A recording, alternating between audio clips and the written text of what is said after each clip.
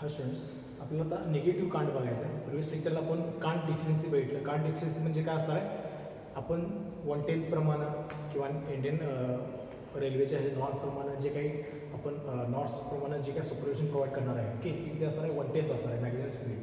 परंतु actual साईडवरती provide करत असताना त्याच्यापेक्षा जास्त प्रोव्हाइड करायला लागत असेल तर तो जो काही ॲक्च्युअल जास्त प्लस आता जे काही परमिसिबल स्टँडर्ड त्याच्याप्रमाणे जे आहे त्या दोघांचा डिफरन्स म्हणजे काय, कांट डिफिशियन्सी. आता कांट म्हणजे काय, सुपरविशन किंवा बँकिंग असे 3 त्याचे वर्ड्स आहेत. ओके, सुपरविशन म्हणजे काय की आउटर रेल हा इनर रेलपेक्षा काही अंतरानं उंचावला जातो, जेणेकरून काय होईल, अगदी कर्व पोर्शनला ती जी काही गाड्या आहेत ती काउंटर बॅलन्स राहील, सेंट्रिफ्युगल फोर्स मिनिमाइज होईल आणि ती विदिन दी परमिसिबल लिमिट ती काय करेल, मूव्ह करेल.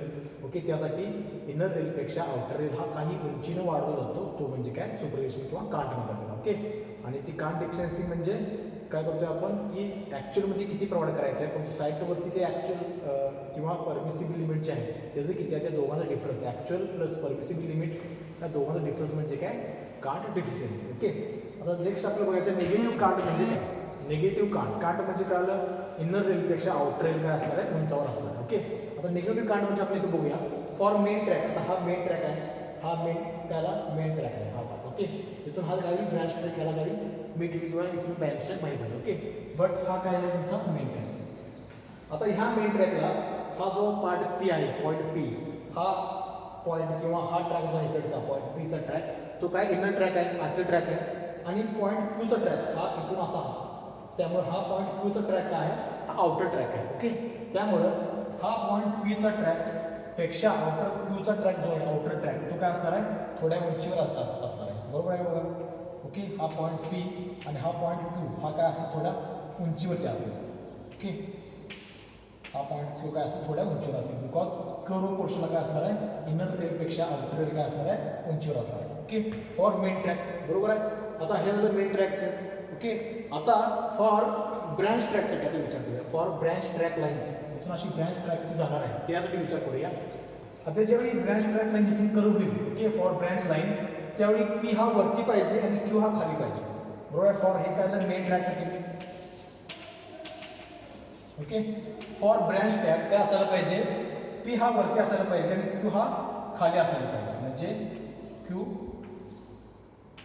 पी. आणि हे जे काय अंतर आहे हे असं असायला पाहिजे, जेणेकरून हा काय होईल, इनर ट्रॅक आहे आणि हा आउटर ट्रॅक फॉर ब्रँच ट्रॅकसाठी हे काय होईल, असं वरती असायला पाहिजे. ओके, बट ते त्याप्रमाणे ॲक्च्युअलमध्ये जसं तिथं असतं काय नाही, कारण की मेन ट्रॅकसाठी काय असणार आहे, ऑलरेडी हे क्यू वरती असणार आहे आणि पी काय असणार आहे, खाली असणार आहे. ओके, सो ब्रँच ट्रॅक लाईनसाठी ती जी काही कंडिशन तिथली आहे ती कांटच्या रूल्सप्रमाणे, कांटच्या आपल्या त्या डेफिनेशनप्रमाणे ती उपलब्ध नसते. ओके, त्यामुळं त्या तिथं जी काही कांट प्रोव्हाइड केलं जातात किंवा जे काही सुपरविशन असतं ते काय असतं, निगेटिव्ह असतं. ओके, त्याप्रमाणे प्रोव्हाइड केल्याप्रमाणे ते तिथं उपस्थित किंवा प्रेझेंट होत नाही, त्यामुळे त्याला काय म्हणतात, negative can't. Because for branch track Q is काय असायला पाहिजे, फॉर ब्रँच ट्रॅकसाठी क्यू जो काय आहे, ओके, इनर पार्ट आहे तो काय असणार आहे, खाली असेल. ओके, आणि हा जो पीचा पार्ट आहे तो काय असणार आहे, वरती असायला पाहिजे, परंतु काय असणार आहे, तो सुद्धा खाली असेल. ओके, त्यामुळे ह्या ब्रँच ट्रॅक लाईनसाठी तिथं जी काही कांट डिफिशियन्सी सॉरी जे काही कांट प्रोव्हाइड करतात ते म्हणजे काय असणार आहे, निगेटिव्ह कांट, ते काय असणार आहे, चुकीचं असणार आहे. ओके, ह्या म्हणजे कळलं आपल्याला. मेन ट्रॅकला काय असणार आहे, पी खाली क्यू वर असणार आहे. ओके, पण ब्रँच ट्रॅकला त्याच्या अपोजिट काय किंवा ती कंडिशन आपल्याला इथे प्रोव्हाइड करता येत नाही किंवा तिथं ती डेव्हलप होत नाही, त्यामुळे त्याला काय म्हणतात, for branch track line it is negative can't. Okay, next आपल्याला बघायचं आहे ग्रेड कॉम्पेन्सेशन ऑन कर्व. आता ग्रेड कॉम्पेन्सेशन ऑन कर्व म्हणजे काय बघा, एखादा ट्रेन मूव्ह होत असताना मॅक्झिमम प्रमाणात परमिसिबल लिमिट प्रोव्हाइड करायला लागतो, जेणेकरून काय होईल, ते ट्रेन त्याचा जो काही लोड आहे तो काय करेल, खेचेल. ओके, पण त्या टू व्हीलर ती जी काही व्हेकल आहे, ओके, त्याला जर खूपच आपण ग्रेडियंट प्रोव्हाइड केलं, ओके, खूपच जर स्लोप हे तीव्र चढ म्हणून आपण त्याला दिला तर काय होणार नाही, त्याला फ्युएल कन्झम्पशन जास्त लागेल, एक्स्ट्रा इंजिन प्रोव्हाइड करायला लागेल. ओके, अशामुळे काय होणार आहे, पॅसेंजरला डिस्कम्फर्ट क्रिएट होईल किंवा फ्युएल कन्झम्पशन जास्त लागेल. ओके, त्यामुळे काय केलं लागतं, जे काय ग्रेडियंट आहे त्याला कॉम्पेन्सेट केलं जातं, ते काय मिनिमाइज केलं जातं, त्याला काय म्हणतात, grade compensation on curve. Okay, तर ते किती असतं बघा, फॉर ब्रॉडगेजसाठी 0.04 असू दे, for broad gauge it is 0.04.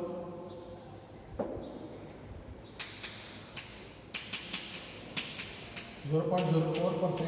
For meter gauge, it is 0.03%. For narrow gauge, it is 0.02%. Okay, ह्या ग्रेडने किंवा ह्या पर्सेंटेजने काय केलं तर तो जो काय ग्रॅडियंट आपण जो प्रोव्हाइड केला जाणार आहे किंवा आपण जो प्रोव्हाइड करतो तो ह्या पर्सेंटने काय केला तो कमी केला जातो, कॉम्पेन्सेट केला जातो. ओके, त्याला काय म्हणतो आपण ग्रेड कॉम्पेन्सेशन ऑन कर्व. आता ह्या कशासाठी प्रोव्हाइड करतात? पॅसेंजर डिस्कम्फर्ट करण्यासाठी विअर अँड टिअर जे रेल्स होणार आहे. ओके, कारण की जास्त तीव्र ह्याच्यावरती काय होऊ शकतं, जे काही दोन रेल्स आहेत त्याचं जे काही विअर टिअर म्हणतो आपण झीज होऊ शकते आणि त्यामुळे ॲक्सिडेंट चान्सेस यामध्ये काय होतं वाढू शकतात.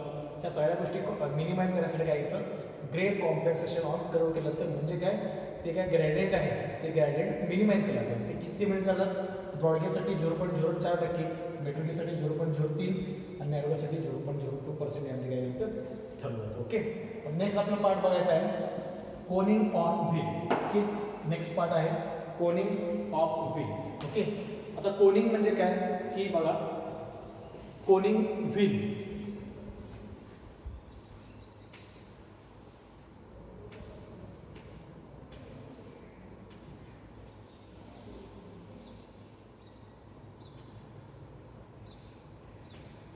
ओके, आता ही जर व्हील असेल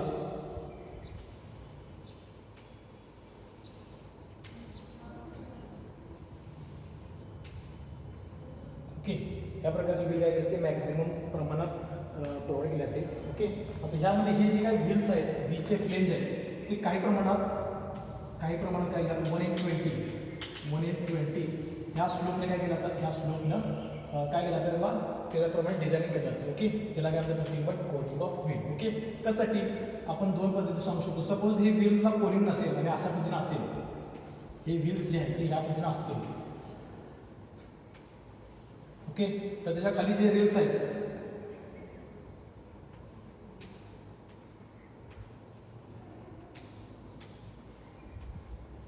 हे अशा पद्धतीने रेल्स प्रोव्हाइड करायला लागले असते. ओके, आणि ॲट दी कर्व पोर्शनला काय झालं असतं याच्यामध्ये हा जो पार्ट आहे ओके हा बरोबर ह्याच्यामध्ये काय होणार नाही काय म्हणतात त्याला व्हायब्रेशन कम्पेन्सेटमुळं पॅसेंजरला डिस्कम्फर्ट क्रिएट होऊ शकतो. ओके, त्यामुळे ह्या ठिकाणी काय होतात मॅक्झिमम वेअर टिअर होऊ शकतो, तिथं घर्षण क्रिएट होऊ शकतो. ओके, आणि कर्वला ते काय होणार नाही प्रॉपरली मेंटेन होणार नाही. हा जो व्हील आहे ते काय होऊ शकतं आउट ऑफ ट्रॅक जाण्याची शक्यता यामध्ये काय असते जास्त असते.